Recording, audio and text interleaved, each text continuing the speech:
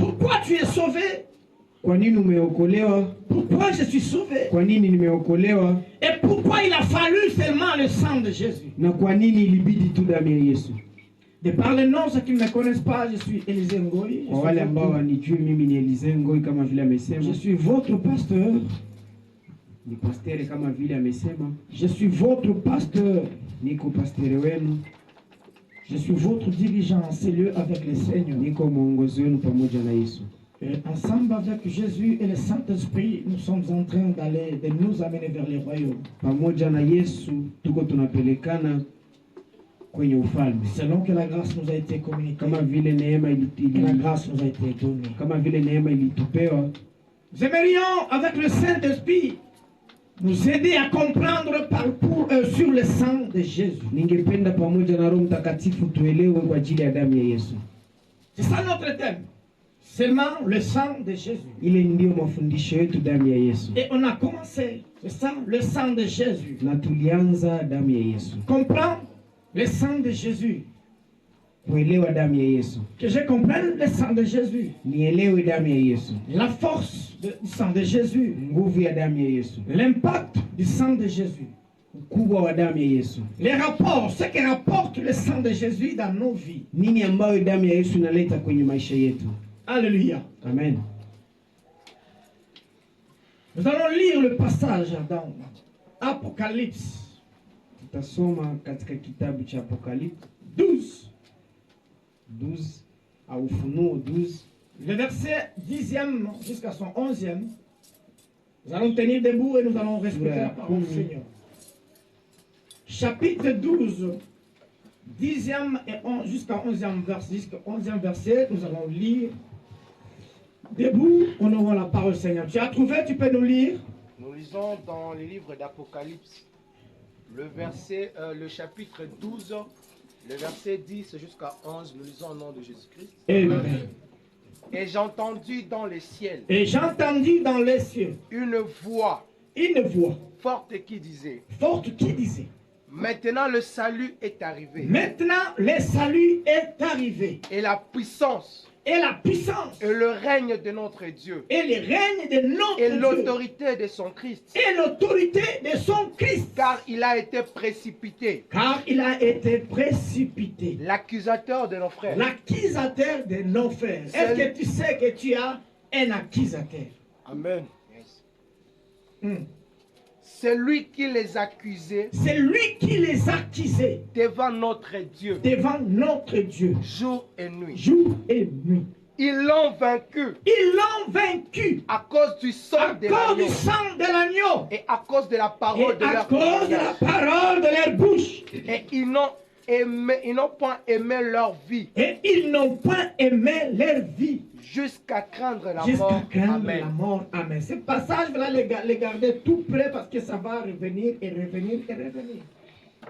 Ile shairi uiweke tu karibu kwa maana itarudia na kurudia. Ils l'ont vaincu à cause du sang de l'agneau. Ilishinda pamoja na damu ya Yesu na kondoo. Ils l'ont vaincu à cause du sang de l'agneau. Iliwashinda kwa ajili ya damu ya kondoo. Walishinda à cause du sang de l'agneau. Kwa ajili ya damu ya kondoo. Ici on nous parle des gens qui ont vaincu. Hapo wanatuongelea watu ambao walishinda. Ils l'ont vaincu. Donc ils ont vaincu le diable. Walishinda shetani. Ils ont vaincu l'ennemi. Walishinda adui. Ils ont vaincu Satan. Walishinda shetani. Ils ont vaincu. Walishinda par quoi? Par le sang de l'agneau. Kwa damu ya kondoo. Deuxièmement, ya pili, par le témoignage kwa ajili ya ushuhuda de leur bouche, wa vinywa vyao. Bien-aimé, ndugu mpendwa, c'est pourtant le témoignage de la bouche apporte la victoire sur l'ennemi. Ushuhuda wa midomo inaleta ushindi kwa maadui. C'est ton témoignage. Ushuhuda wako, tu dois confesser. La Bible dit, c'est en croyant du cœur, kwa kuamini kwa moyo, mais aussi en confessant de la bouche. Kwa kuungama kwa kinywa. C'est le témoignage. Ni ushuhuda. Tu crois que Jésus-Christ est mort et qu'il est ressuscité. Unaaminia kwamba Yesu alikufa na akafufuka. Et tu le déclares de ta bouche. Na unaisema kwa kinywa chako. Si tu confesses de ta bouche le Seigneur Jésus. Biblia inasema ukimwongea Yesu kwa kinywa chako. Tu seras sauvé. Utaokolewa. Il est question de les confesser. Ni swali ya kuungama. De confesser le Seigneur Jésus de ta bouche. Ya kuungama Yesu Kristo kwa kinywa chako. De le prononcer de ta bouche. Parce qu'il y a mourir. Kuna kukufa. Il y a croire. Ina kuamini. Et il y a confesser. Na kuna kutubu. Le dire. Kuongea.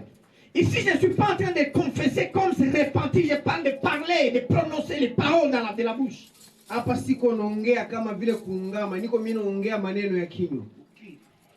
Ce que tu prononces de ta bouche. Ile ambayo unasema kwa kinywa chako. C'est ce qui t'accompagne. Na ile ndio inakusindikiza. Ce que tu dis. Ile ambayo unasema. Que tu as cru d'abord. Na uliamini kwanza. Et tu as prononcé. Na ukaisema. Cela t'amène ou te conduit à la victoire. Ile nakupeleka kwenye ushindi. Nous avions vaincu Satan. Tulishinda shetani. Nous qui sommes en Christ. Si ambao tuko ndani. Nous qui sommes de Dieu. Si ambao tuko wa Mungu. Nous les avions vaincus. Tuliwashinda. Satan et ses acolytes. Shetani na Satan et ses démons. Shetani na nous les avions vaincus. Tuliwashinda. Parce que nous avions cru en Jésus. Kwa maana tuliaminia Yesu Kristo. Et que nous avions confessé de notre bouche. Na tukakiri kwa kinywa chetu. Il y a pas mal de gens qui ne savent pas confesser Jésus. Ni watu wengi ambao hawajui kukiri Yesu kwa kinywa chao. Tu dois les confesser de ta bouche. Unapaswa kukiri Yesu kwa kinywa chako. Tu dois parler le nom de Jésus. Unapaswa kuongea kinywa cha Yesu kwa kinywa chako. Lequel de Jésus est mort qu'il est ressuscité. Ni yule Yesu ambaye alikufa na akafufuka. Bien-aimé, depuis l'ancienne alliance, depuis le début de la création, ndugu mpendwa, tangu agano la kale Dieu avait placé l'homme dans le jardin d'Éden. Mungu alitia mtu katika bustani. L'homme était couvert de la gloire, d'une si grande gloire. Mwanadamu alikuwa na utukufu wa yulu sana. Mais quand le diable a été précipité, lakini wakati shetani alishushwa, il est rempli de la convoitise et la colère contre l'homme. Alikuya na hasira nyingi kwa ajili ya mwanadamu. Et il a suivi l'homme dans le jardin d'Éden. Na akamfuata mwanadamu ndani ya bustani ya Edeni. Il l'a trompé, il l'a séduit, il l'a fait tomber. Akamupepeta na akamwangusha. Il a fait quitter de l'endroit la position où il était, la position que l'homme occupait. Akamtoa mwanadamu kwenye nafasi alikuwa akichukua. L'homme occupait une place extraordinaire dans la présence de Dieu. Mwanadamu alikuwa nafasi moja ya juu sana mbele ya Mungu. Parce que là Dieu descendait chaque soir et il parlait avec l'homme, il s'entretenait avec l'homme. Maana Mungu alikuwa akishuka kila magharibi na kuongea na Pourquoi? Parce que mwanadamu. l'homme était si important. Kwa maana mwanadamu alikuwa na thamani mbele za Mungu. Aux yeux de Dieu. Kwa macho ya Mungu. C'est peut-être aujourd'hui tu peux te déconsidérer, tu peux t'accuser de n'importe quoi. Ni kwa leo ndo unaweza kujidharau na kujiongelea. Mais écoutez, à la création, lakini kwa uumbaji, Dieu t'a créé si bon. Mungu alikuumba mzuri. Dieu t'a créé si merveilleux. Mungu alikuumba wa ajabu. Et il incarne, il garde un plan si merveilleux pour toi. Amen. Alikuwa na ana mipango makubwa ya ajabu kwa ajili yako. Mais le diable n'était pas content. Lakini shetani hakukuwa na furaha. Il a travaillé pour renverser la position de l'homme. Shetani alitumika muda mwingi ili angushe ile nafasi ya mwanadamu kwa Mungu. De la même manière qu'il a dit, je monterai plus haut. Na jinsi anasema nitapanda juu sana. Et je serai comme semblable au très haut. Na nitafanana yule wa juu sana. Je renverserai le trône. Nitaangusha utawala wake. C'est-à-dire par l'orgueil, le diable a voulu monter et être semblable à Dieu et renverser le trône. Kwa kiburi ya shetani alipenda apande na kugeuza Et utawala. comme cela n'a pas été possible, Na kama vile haikuwezekana, alors il a été précipité. ameshushwa. Et en descendant, Na kwa il kushushwa, ne s'est pas arrêté. na hakubakia Il pale. s'est abattu sur l'homme. Alipigana na mwanadamu. Il est allé renverser même la position de l'homme. alienda hata kugeuza nafasi ya La mwanadamu. position que l'homme occupait dans la présence de Dieu. Nafasi ambayo mwanadamu alikuwa nayo kwa presence Il est allé le renverser. akamgeuza. Et l'homme a succombé. Na mwanadamu Il est allé loin de Dieu. akaenda mbali na Mais mwanadamu. Dieu n'a pas cessé d'aimer l'homme. Na Mungu hakuacha kumpenda L'homme n'a mwanadamu. pas cessé de vouloir retourner l'homme à sa position initiale. Mungu hakuacha kutaka kumrudisha mwanadamu kwenye nafasi yake kamili. Alors Dieu a cherché, Mungu alitafuta, il a travaillé akatumika des années et des années, miaka na miaka, et enfin il a réussi. na kwa mwisho akaweza. Mais avant de réussir, laisse-moi parler un tout petit peu Na mbele aweze, acha niongee kidogo de la délivrance d'Israël. Kwa ufungulivu wa Israeli De l'Égypte vers la terre promise. kwa kutoka Misri kwenda nchi ya ahadi. Et quand ils sont arrivés dans le désert, Wakati walifika ndani ya jangwa, quelque part là, on a commencé à faire les offrandes. fasi fulani walianza kutoa sadaka. Je vais beaucoup plus parler sur l'offrande du sang. Naongelea zaidi kwa sadaka ya damu Pour l'expiation du péché. kwa ajili ya uondoleo wa dhambi. Écoutez, quand on tuait l'animal et que le sang était présenté dans la présence de Dieu, Wakati walikuwa wakiua nyama na damu inapeleka mbele za cela Mungu, apaisait la colère de Dieu en faveur de l'homme. ilikuwa ikishusha hasira ya Mungu mbele ya Quand mwanadamu. Dieu voyait le sang Wakati Mungu alikuwa akiona damu et qu'on brûlait la graisse de l'animal, na pale ambao wanachoma mafuta ya nyama, alors l'éternel Dieu se sentait bien. Mungu alikuwa akijisikia mzuri. Mais le sang de l'homme, le sang de l'animal, le sang des boucs, le sang des taureaux, Lakini ile damu ya nyama n'a pas été à la hauteur haikukuwa na uwezo pour maintenir l'homme dans la présence de Dieu.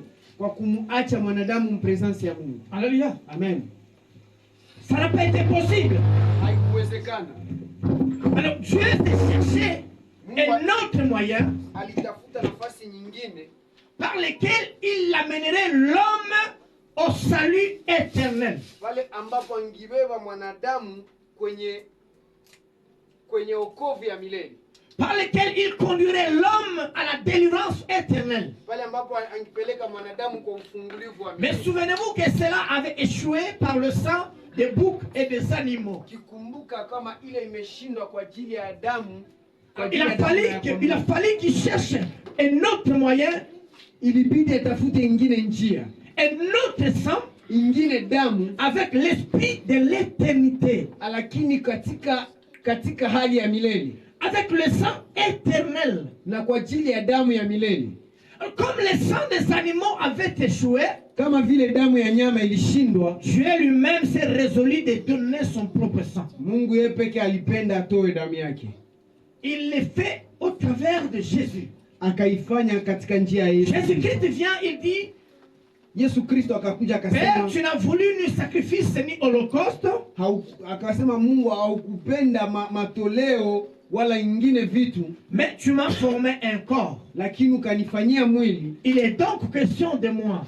Na lakini ni swali ya mimi, Je suis venu dans les rouleaux. nilikuya katika ile vya Donc kuzungurusha tu m'as nguo, formé un corps lakini ukanifanya mwili pour ramener ton peuple vers toi. ili nipeleke taifa lako Voilà pourquoi la mbele parole de yako. Dieu dit, Ndio maana neno la Mungu linasema Dieu était en Christ Mungu alikuwa ndani ya Yesu pour réconcilier le monde avec lui-même. ili tena atupatanishe na dunia yetu shiwe. Dieu voulait nous réconcilier avec lui. Mungu alipenda atupatanishe naye.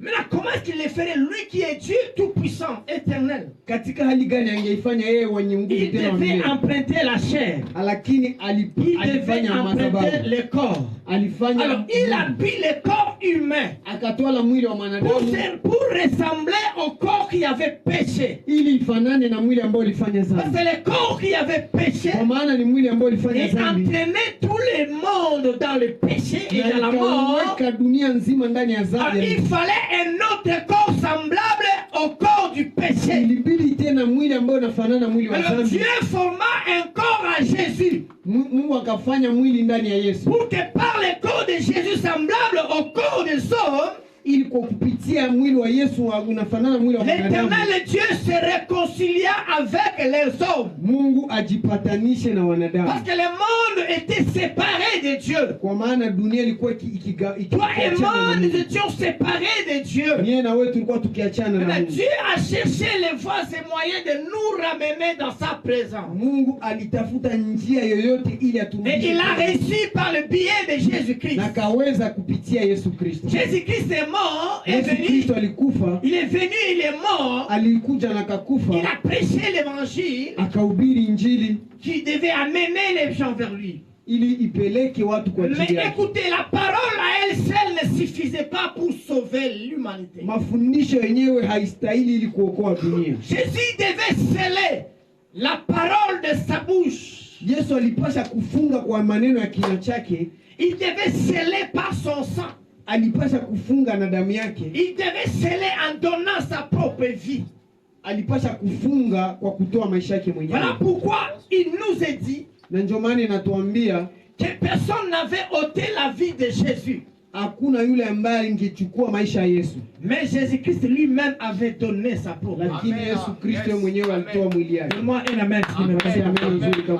Personne n'avait pris la vie de Jésus. Hakuna ambaye alitoa la mwili wa Yesu. Personne n'avait ravi la vie de Jésus. Hakuna ambaye alinyang'anya maisha ya Yesu. Mais de son propre gré, de sa propre volonté, il Lakini yeye a donné pekee lui. kwa kujitaka akatoa maisha Pourquoi yake. il donna sa vie? Kwa nini alipana maisha Pour yake? que moi et toi soyons libérés. Kwa ili mimi na wewe tuwe huru. Et écoutez la libération que l'Éternel Jésus-Christ a opérée pour nous. Lakini kwa ufungulivu ambayo Yesu alifanya kwa ajili yetu, Ce n'était pas une délivrance ou le salut momentané. haikukuwa tu ufungulivu ama okovu ya hapa hapa. Ou d'un moment seulement. Haikukuwa tu okovu ya Mais c'est kuisha. pour nous donner le salut éternel. Kwa ajili tupatie okovu. Alors c'est qu'on a lu dans notre passage Ndio de maana l'Apocalypse. tulisoma pale katika ile shairi yake. Pour nous accorder le salut. Ili tupatie Et okovu. voilà que notre salut est arrivé. Na ndio maana okovu yetu imefika. Notre salut, le salut du monde est arrivé par Jésus. Okovu ya dunia ilikuja ndani ya Yesu. Alléluia. Amen. Et la Bible nous dit ils l'ont vaincu. Na Biblia ikasema ili Pourquoi? walishinda. Parce que le monde entier était dans le ténèbre, dans l'obscurité, Kwa dans la maana prison. dunia yote ilikuwa ndani ya gereza, ndani ya Et Jésus-Christ est venu, il a payé les prix. na Yesu Kristo akakuja akalipa deni. Le sang de Jésus, c'est le prix. Damu ya Yesu ni kulipwa, ni gharama, C'est le prix que Jésus a payé, il a donné. ni gharama ambayo Yesu Kristo amepana akatoa. C'est comme qui dirait, Ni kama vile tunaweza kusema pour construire la maison, qu'est-ce qu'il faut? kwa ajili ya kujenga nyumba inaomba nini? Il faut un prix. Inalomba gharama. Ce prix-là, c'est de l'argent. Ile gharama ni pesa Pour faire du matériel, kwa ajili ya kufanya vyombo, pour préparer des briques, kwa ajili ya kutayarisha briki, pour préparer, je ne sais pas, tout ce qu'il faudra pour que la maison puisse se tenir. kwa ajili ya kutayarisha vyote sijui. Il faut de l'argent. Inabidi Ça, pesa. c'est le prix à payer. Inalomba gharama ya kutoa. Et il a fallu un prix pour ramener la vie de l'homme à Dieu. Ingikuwa inalomba gharama ili kumrudisha Mais à mwanadamu kwa quel Yesu. prix? Gharama gani? Le sang de Dieu lui-même. Ni damu ya Yesu yenyewe. Il a fallu le prix de Jésus-Christ lui-même. Ililomba gharama ya damu ya Yesu Et Kristo yenyewe. Jésus-Christ donnant sa propre vie. Na Yesu Kristo akapana yeye mwenyewe maisha yake. Pour que par sa propre vie, il nous réconcilia avec Ili lui-même. kwa maisha yake atupatanishe na yeye pekee. Le sang de Jésus, c'est le prix. Amen. Damu ya Yesu ni gharama. Mais tu dois les comprendre. Unapasha kuielewa. Je dois les comprendre. Mimi napasha kuielewa. Si toi, tu ne crois pas la capacité, l'impact dans le sang de Jésus. Kama wewe hautaelewa nguvu ya damu ya Yesu, Voilà pourquoi la plupart des enfants de Dieu, des chrétiens, ils se voient faibles, ils se voient inutiles. na ndio maana Wakristo wengi wanajiona wa chini, Pourquoi? hawastahili. Parce que le diable nous témoigne l'inutilité. Kwa maana shetani anatufanya wa chini. Le diable nous témoigne l'indignité. Shetani anatufanya ambao Le hatustahili. diable nous montre que nous sommes indignes. Shetani anatuonesha kama Le hatustahili. diable nous montre que nous sommes inutiles. Shetani anatuonesha kama hatuko wa maana. Voilà là où on a lu que la Bible dit l'accusateur de nos frères a été précipité. Na ndio pale tumesoma ambaye msemaji wetu Il nous accusait au devant de Dieu. anatushuhudia mbele ya Yesu. Pas que tout dire. Il nous accuse. Anatuchongea mbele ya Yesu. Il nous accusait devant Dieu. Anatuchongea Mais mbele ya Yesu. laisse-moi te dire encore un truc. Acha nikwambie kitu moja. Satan ne nous accuse pas seulement devant Dieu. Shetani atuchongee tu mbele ya Yesu. Mais Satan nous accuse aussi contre nous-mêmes. Shetani anatuchongea tena katika shie peke. Le diable t'accuse à ta propre conscience. Shetani anatuchongea shie peke kwa. Ça c'est un élément très important que tu dois mettre, tu dois considérer. Unapasha ielewa mu maisha yako.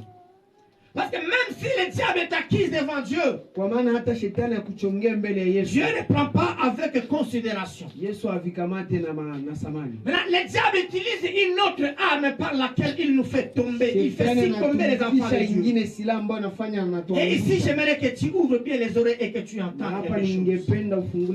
Et j'ai pris que le Saint-Esprit de Dieu t'enseigne ces choses.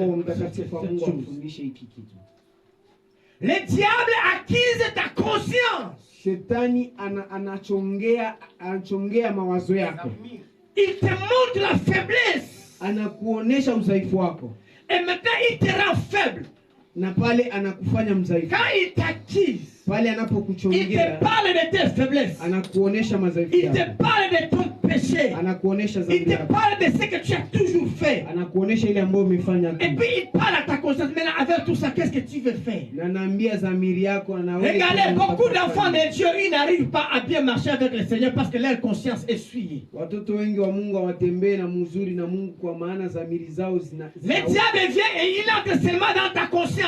Shetani anakuja tu anaingia mdhamiri yako. Il détruit ta conscience. Anaribisha dhamiri yako. Il commence à te présenter tes faiblesses. Anaanza kuonesha madhaifu yako. Il commence à présenter ce que toi tu es. Anaanza kuonesha ile ambayo. Et maintenant il te dit, est-ce qu'avec tout ça toi tu es digne devant Dieu? Anakuonesha kutokana na hiyo. Est-ce qu'il y a quelqu'un qui m'écoute très bien? Amen. Je dis, mais est-ce qu'il y a quelqu'un qui m'écoute très bien? Si tu écoutes cette parole, ça va te libérer, ça va te rendre. Sikia ile ndio itakuweka huru.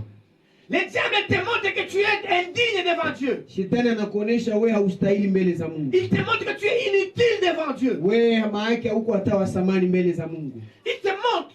Anakuonesha. C'est ce qui s'est passé avec Judas. Ile ambayo ndio iliendana na Shetani. Judas a vendu Jésus. Yuda akamuzisha Yesu. Quand Judas a vu que Jésus-Christ allait mourir, wakati Yuda aliona Yesu atakufa, et le diable dit à Judas, toi tu vois, na shetani akamwambia Yuda, unaona, de l'autre côté, Satan avait besoin que Jésus soit arrêté. Huku shetani alikuwa anataka Yesu Kristo achukuliwe. Mais quand il fut arrêté, il s'attaque aussi à l'homme qui l'avait vendu. Wakati Yesu alikamatiwa, shetani il attaque sa conscience. Akafatana dhamiri zake. Il lui dit, mais toi tu as vendu cet homme de Dieu. Akamwambia wewe umemuzisha mtumishi wa Mungu. Et tu continues à assister comment il est en train de mourir. Na ungali naona gisi kuna kufa. Il lui communique des remords négatifs. Akamuonesha vitu ambavyo havina maana. Et il lui dit, mais va te tuer seulement. Akasema si atakuwa tu. Non, va te tuer seulement. Va te donner la mort. Wende ujipatie. Tu es inutile. Haustahili. Tu as vendu cet homme. Umeuzisha tu as vendu un homme sans problème, sans tort. Umeuzisha mtu ambaye hana shida. Alors est-ce que toi tu es vraiment quelqu'un? Wewe kweli ni mtu wewe. Va te donner la mort. C'est ainsi que le diable est allé se donner la mort. Najua vile shetani nous disons Judas est allé se donner la mort.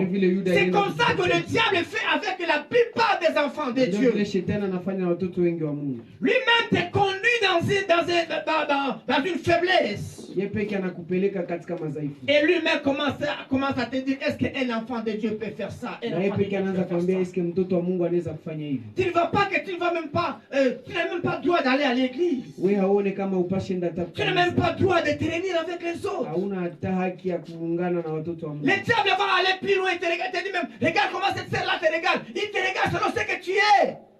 Na anakuambia tangalia gisu le dada yako na kuangalia gisu huko. Et toi tu commences à te poser, c'est comme si elle m'avait vu hein. Na wewe unaanza kujiambia kama vile ameniona. Les frères là, ils me regardent trop comme ça. C'est comme si c'est ce que j'ai fait hier hein. Yule ndugu ananiangalia kama vile na ambavyo nimefanya jana. Ça c'est le diable. C'est l'arme de Satan. C'est l'arme que le diable utilise pour nous renverser. Il veut t'amener des faiblesses. De parler autour de tes faiblesses. Et en fait, de dire que non, avec ça, vraiment, Dieu ne peut pas écouter la prière. Comment est-ce que Dieu écouterait la prière d'un homme comme ça? Comment est-ce que Dieu écouterait la prière d'une femme comme ça?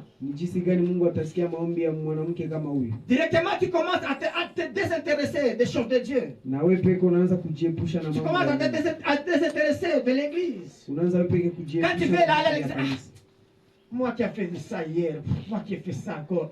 Est-ce que laisse-moi rester seulement aujourd'hui, je vais aller même demain.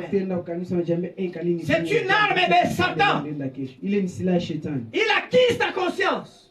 Anachongea dhamiri zako. Il t'acquise devant Dieu. Anakuchongea mbele ya Mungu. Mais écoutez, la Bible nous dit ceci. Lakini Biblia inatuambia hivi. Nous avons un avocat auprès du Père. Tuna mteteaji mbele za Mungu. C'est par le sang de l'agneau. Ni katika damu ya mwana kondoo. Que nous avons de la victoire devant le diable. Pale ndipo tuna ushindi mbele ya Satan. Que nous avons de la victoire contre Satan. Pale ndipo tuna ushindi mbele ya Satan. Que nous avons de la victoire contre les démons. Pale ndipo tuna ushindi mbele ya majini. Écoutez. Sikia. Par ta faiblesse. Katika madhaifu yako. Dieu, Mungu, la parole de Dieu nous dit. Maneno ya Mungu il a pris des choses faibles. Anatoa vitu vidhaifu pour confondre les forts. Ili kushangaza. Prenons 2 Corinthiens. Prenons 2 Corinthiens. Kamata wa Korinto wa Allons rapidement, lisons 2 Corinthiens. Korinto wa pili 10:4 à 5. 14 na 5. Lisons 2 Corinthiens 10:4-5 au nom de Jésus-Christ. Amen. Car les armes avec lesquelles nous combattons. Car les armes avec lesquelles nous combattons ne sont pas charnelles. Bien-aimés, soyons souples ici. Comprenons pourquoi. Quels sont le type d'armes que toi tu combats contre le diable. Les armes avec lesquelles nous combattons ne sont pas charnelles. Mais elles sont puissantes. Ici, il faut comprendre que ce n'est ni par ta sagesse, ni par ton intelligence. Il y a les gens qui pensent que la vie chrétienne, c'est par leur sagesse, c'est par leur intelligence qu'ils vont vaincre. Non, ce n'est pas par l'intelligence humaine. Ce n'est pas par la sagesse humaine. Mais c'est par les armes spirituelles. Quelles sont ces armes? Continue. Mais elles sont puissantes. Mais elles sont puissantes. Les armes avec lesquelles nous combattons, elles sont puissantes. Par la vertu de Dieu lui-même. Pour renverser des forteresses. Pour renverser les forteresses. Premièrement, du diable. Nous renversons le raisonnement. Nous renversons le raisonnement. Vous voyez que le problème, c'est dans notre raisonnement. C'est ce que le diable te présente. C'est ce que le diable te dit que tu es. Alors, par la puissance des armes que nous utilisons, par le sang de Jésus-Christ, nous renversons ces armes, les armes de Satan. Nous renversons les quoi? Les raisonnements. Okay? Et toute hauteur. Toute l'auteur qui s'élève contre la connaissance de Dieu. Qui s'élève contre la connaissance de Dieu. Et nous amenons toute pensée captive à l'obéissance à Christ. Et avec ça, nous amenons toute pensée captive à l'obéissance de qui? De Christ. Amen. Et 1 Corinthiens 1, 27, 28. Là, on nous parle de comment Dieu a pris des choses faibles pour confondre les forts. Les faibles que tu es. Quand tu te considères faible, tu vois que ça, la vie chrétienne, c'est pour ces gens-là. Ça, c'est pour ces gens-là. Nous sommes faibles. Nous ne sommes pas connus. Nous sommes venus de quelle famille? Nous sommes venus de... Nous sommes sans nom. Mais écoutez, l'Éternel Dieu te connaît par ton nom. On nous lit 1 Corinthiens 1, verset 38. Mais Dieu a choisi les choses folles. Mais Dieu a choisi les choses faibles. Folles du monde. Les choses folles du monde. Pour confondre le sage. Pour confondre le sage. Vous comprenez d'abord? Ceux qui se croient sages et qui ne le sont pas. Maintenant, Dieu a choisi des choses folles du monde. Ce que les gens détestent, la folie, c'est que Dieu a choisi pour confondre ceux qui se croient sages. Amen. On continue. Dieu a choisi les choses faibles. Il a choisi, notre Dieu, les choses faibles akatola vitu Pour vizaifu confondre les forces. du monde pour confondre les fortes. ili ashangaze wenye nguvu. Dieu t'a choisi, toi qui es faible. Mungu alikuchagua wewe mwenye nguvu, Non. wewe mwenye Il udhaifu. faut te concentrer à ce que je dis. Dieu t'a choisi, toi qui es faible. Mungu alikuchagua wewe mdhaifu. Dieu m'a choisi, moi. Soyez ici, bien aimés, suivons-nous ici. Suivons-nous ici. La parole de comme ça, on ne la retrouve pas des fois. Suivons ici, s'il vous plaît. Toi qui es faible. Wewe ambaye ni mdhaifu, Moi qui suis faible. mimi ambaye ni mdhaifu, Nous qui sommes faibles. sisi ambao ni wadhaifu, Écoutez-moi très bien. nisikieni C'est vizuri. nous que Dieu a choisi Ni sisi ambao Mungu pour alichagua confondre ceux qui se croient forts. ili ashangaze wale ambao wanajiona wenye nguvu. Quelqu'un me donne amen. Amen. C'est pas ta position d'indignité Ni kwa ile nafasi yako ya udhaifu que le diable te témoigne ndipo shetani que anakuongelea. Dieu t'a choisi. Mungu alikuchagua. Que les gens t'accusent de tout ce qu'ils veulent. Watu wakuchongee vile wanataka, Que les gens voient en toi tout ce qu'ils veulent. watu waone ndani mwako yote ambao Mais je te wanataka, dis par la parole du Seigneur lakini kwa neno la Mungu que ce que les gens voient en toi, ce n'est pas ce que Dieu voit en toi. ile ambao wanaona ndani mwako haiko ndio Mungu anaona. Dieu t'a choisi pour confondre les forts. Mungu alikuchagua ili ashangaze wenye nguvu. Avec ta faiblesse, Dieu sait que tu es Kwa faible, mais madhaifu Dieu t'a yako Mungu choisi. anaweka uko mdhaifu, lakini alikuchagua. J'essaie de considérer, d'examiner le choix de Christ. Nilipenda niangalie uchaguo wa Yesu Quand il a fait le choix des apôtres. wakati alifanya chaguo la mitume. Alléluia. Amen. Considérez les gens que Jésus-Christ avait suivis, avait choisis. Tazama wale watu ambao Yesu Je amechagua. pense qu'à part Matthieu, qui était un travailleur de l'État, Kutokana na Mathayo tu qui ambaye était un alikuwa agent de quoi? Un douanier. ambaye alikuwa akitumika kwenye douane. À part, je ne sais pas, aussi Luc qui était au médecin. Ambaye Luka ambaye alikuwa mganga. Considérez la vie des autres apôtres. Tazama maisha wengine mitume. À part aussi Paul, qui est venu plus tard, Kutokana kuacha Paulo ambaye qui alikuwa était un homme bien informé, bien instruit dans la loi. ambaye alikuwa mtu mzuri ambaye alikuwa anajua La sheria. plupart des hommes que Jésus-Christ avait choisis, ils étaient indignes dans la société. Wale ambao Yesu alichagua walikuwa hawana thamani. Quelqu'un me donne la main, s'il te plaît. Amen. Est-ce que nous sommes ensemble? Anna, est-ce que nous sommes ensemble? Tout à quel autre parle? Amen, amen. Amen. Tous les gens que Dieu avait choisis, ils étaient faibles. Wale wote ambao Mungu alichagua walikuwa wadhaifu. Ils étaient sans nom. Walikuwa hawana jina. Quand je parle de noms, je parle de grands noms, les noms qui est connu, les noms populaires. Jina ambazo zinajulikana. Alléluia. Amen. Quand on parle aussi de ton nom, on peut circuler toute la ville ici pour chercher, on ne trouvera même pas ta famille. Wakiongea jina lako watatembea kwa watapata hata jina lako. Tu es ici des familles faibles. Wewe umetoka katika jamaa ya Pierre udhaifu. était un pécheur.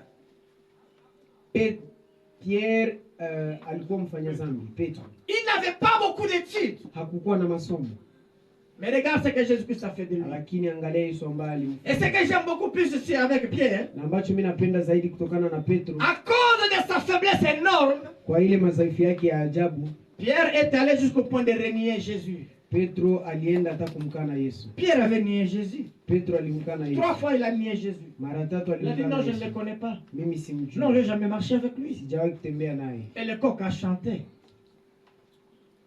Le coq a chanté. Na jogoo kawika. Écoutez, quand Jésus-Christ est ressuscité, Na wakati Yesu alifufuka, alléluia, amen, la première des hommes, de ses serviteurs, que Jésus-Christ a rendu visite, mtu wa kwanza ambaye Yesu alitembelea Simon Pierre. ni Petro. Est-ce que tu peux acclamer pour Jésus? Unaweza kumpigia Yesu mikono, Est-ce que tu peux acclamer pour Jésus? unaweza kumpigia Yesu mikono.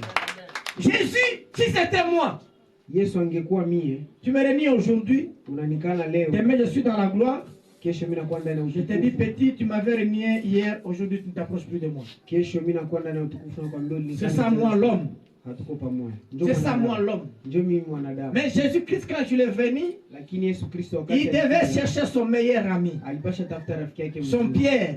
Petro. Les pierres là qu'il avait Yule renié. ambaye alimkana. Les pierres là qu'il avait dit non, je ne l'ai jamais connu. Yule ambaye alisema Les pierres là qu'il avait dit non, mais pourquoi vous résistez mes femmes? Moi, je n'ai jamais connu cet homme. Kwa nini mnajikaza ni wanawake? De la même manière, écoutez, dans vos cœurs là, dans nos cœurs, nous réunions Jésus. Vile vile mnaro zetu tunamkana Yesu. Devant la famille, nous réunions Jésus. Mbele ya ndugu tunamkana. Devant la honte, l'opprobre, la nudité, nous réunions Jésus. Mbele ya mazarau, mbele ya kukosoa tunamkana. Il y a des gens qui ne veulent pas même qu'on les critique ici pour Jésus. Kwa watu ambao wapendi Il hata y a des gens qui ne veulent même pas qu'on parle pas de mal d'eux pour kwa Jésus. watu ambao wapendi hata ongee mabaya kwa ajili Et yao. par moment, il y a de ces gens parmi nous ici. Kwa watu ambao Quelque part là, on est en train de parler de Jésus, même si on parle de mal de Jésus. hata ongelee mabaya kwa Et que lui connaît la vérité, il ne peut pas mettre la vérité sur la yeye table. anajua kweli, hawezi kuweka kweli kwenye meza. Qu'on sache que moi je suis chrétien ici. Wajue kama mimi ni Mkristo. Ils vont savoir que moi je suis chrétien. Watajua kama mimi ni Mkristo. Mais on a regardé Pierre, on a dit toi aussi tu es l'un d'entre eux. Wakamwangalia Petro akasema na uko Et Pierre dit non, ah bon, tu te trompes. Hein? Est-ce que tu ne fais pas la confusion? Haujidanganye kweli. Et Pierre est allé, il a changé de place. Na Petro akabadilisha nafasi. Là aussi on l'a reconnu. Pale nako Mais walimjua. certainement toi aussi tu étais avec eux. Na wewe ulikuwa pamoja naye. Je ne sais pas comment vous raisonnez. Sijui Il sort encore là-bas, il va encore à un autre endroit. Akaenda tena nafasi nyingine. Et l'autre lui dit, Na mwingine akamwambia, même ta façon de parler. hata namna yako ya kuongea. Toi, je ne sais pas si vous connaissez son nom, mais toi, Oui. même ta façon de Hata parler kuongea yako montre que tu étais avec lui. inaonyesha kama ulikuwa pamoja naye. Et là, Pierre va encore renier Jésus. Na pale Petro akamkana tena. Je parle aux gens qui renient Jésus et qui abandonnent Jésus. C'est la faiblesse. Ninaongea watu ambao wanamkana Yesu na Mais wanamwacha. Jésus-Christ nous aime malgré cette Lakini Yesu position. Jésus-Christ anakupenda t'aime. ingawa nafasi yetu. Jésus-Christ t'aime. Yesu Il anakupenda. parle à ton cœur. Il t'aime. Yesu anaambia moyo wako anakupenda. Avec ça, quand Pierre l'a renié, Jésus-Christ n'a pas dit, comme je vais mourir à la croix, mon sang n'ira pas sur Pierre. Yesu hakusema ingawa ndakufa kwenye msalaba damu yangu haitaenda kwa Petro. Son sang a été répandu aussi pour Pierre. Damu yake ilimwangika kwa ajili Voilà, ya quand il est ressuscité, il devait chercher son ami Pierre. alipasha kumtafuta rafiki yake. Parce que Pierre était déjà lavé par le sang de Kwa Jésus. maana Petro alikuwa tayari ameoshwa kwa damu ya Yesu. Alléluia. Même ceux qui l'ont abandonné, Hata wale tous ambao ses disciples avaient fui. wale marafiki yake Au moins Pierre, lui, avait même renié comme ça, mais les autres ne voulaient même pas apparaître. Ils ont fui, ils ont disparu. wamoja wakupenda hata waonekane walikimbia. Alléluia. Amen. Mais quand le sang de Jésus a coulé, il a coulé. Lakini wakati damu ya Yesu ilishuka ikashuka kwa Voilà ajili pourquoi on yao. dit ils l'ont vaincu à cause du sang de Na Jésus. kwa maana wanasema walishinda pamoja. Jusqu'au na damu point de ya Yesu. renier même leur propre vie. Ils n'ont pas vu que leur vie était une vie agréable. Mpaka wakakata Ils ont renié leur maisha yao vie. ambayo Ils ont ilikuwa ya zamani renié. wakaikataa. Ils ont abandonné leur vie. Ils n'ont Wakaacha pas eu maisha yao. la crainte de la mort Kuogopa pour hata kufa. Jésus. Kwa ajili ya Alléluia. Yesu. Amen. Pourquoi? Parce qu'ils étaient déjà lavés par le sang. Kwa de maana Jésus. walikuwa wameoshwa tayari kwa damu ya mwana. Nous sommes lavés par le sang de Jésus. Tumeokolewa kwa damu ya Nous Yesu. sommes libérés par le sang de Jésus. Tumewekwa Amen. huru kwa damu ya Yesu. Nous sommes rachetés par le sang de Jésus. Tumenunuliwa kwa damu ya Yesu. Notre droit de rachat, Haki yetu ya kununuliwa c'est le sang de ni Jésus. damu ya Yesu. Alléluia. Haleluya.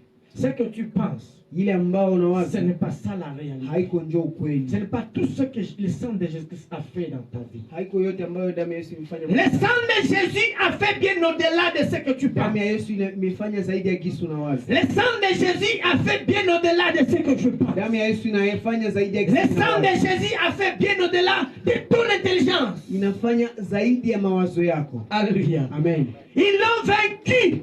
Walishinda Ta victoire, c'est dans le sang de Jésus. ndani ya damu ya Yesu. La victoire du monde.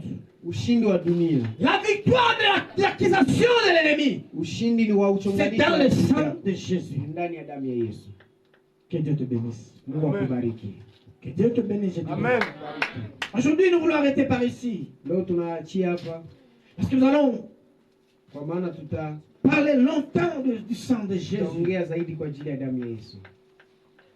Jusqu'à t'amener à faire confiance au sang de Mpaka Jésus. tupeleke kutumainia damu ya Yesu. Que tu prononces le sang de Jésus. Uongee Que tu parles le sang de Jésus. ukiri mzuri damu ya Yesu.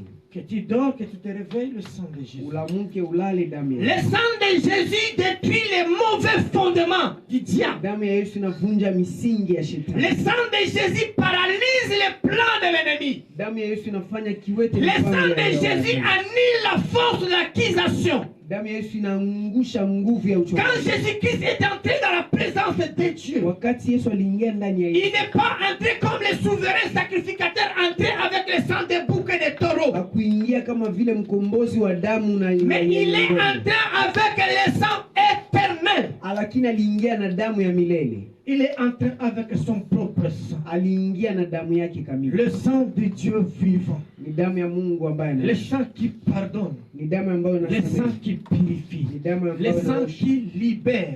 Écoutez, si tu es pardonné par Jésus-Christ, tu es rendu libre. Kama umesamehewa na damu ya Yesu Kristo, umewekwa huru.